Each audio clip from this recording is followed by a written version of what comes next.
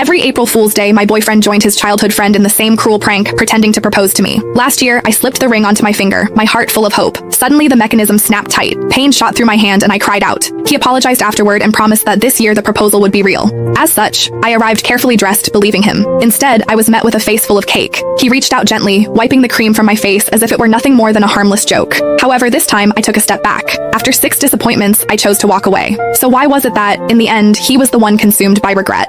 Every year on April Fool's Day, my boyfriend would team up with his childhood best friend to pull the same prank on me. He would pretend to propose. Last year, the two of them laughed like it was the funniest thing in the world, even though my fingers were almost crushed in the process. Later, he apologized and swore that this year would be different. This year, the proposal would be real. As such, when he called me again, sounding urgent and telling me to come to the place where we had our very first date, I believed him. I curled my hair, got my nails done, and spent extra time perfecting my makeup. I picked out a brand new outfit and even drafted the announcement post I was going to share once everything became official. However, the second I stepped through the door, smiling and full of excitement, a thick slab of cake cream slammed straight into my face. Laughter burst out from among the crowd and a girl's voice rang out, bright and smug. I told you Whitney can't take a joke, someone else said. You insisted on calling her. Now look at what's happened. Sylvia huffed and sat on the couch. The mood shifted instantly. The way everyone looked at me turned cold. She was the only girl in their group, the one everyone spoiled. As long as she was unhappy, everyone would rush to comfort her, Nolan included. The first time I met her, she organized a game of truth or dare. When other people got dared, it was just something a little embarrassing. However, when it was my turn, they asked me to do something way out of line in front of everyone. All I said was that it was too much and I did not like it. Sylvia's eyes immediately turned red and she ran out of the room. Everyone ran after her,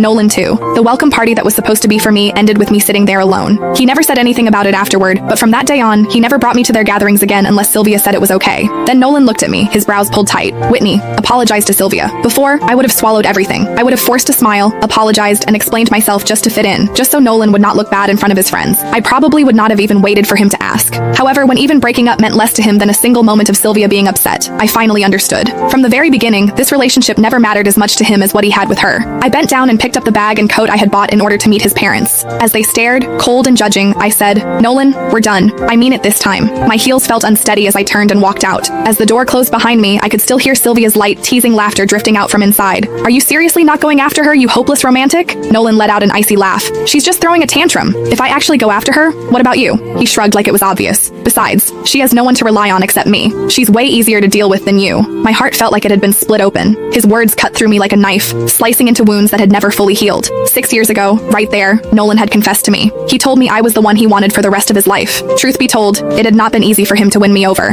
When I was 15, my parents both remarried and started new families of their own. I became the extra piece no one wanted to talk about. I resisted relationships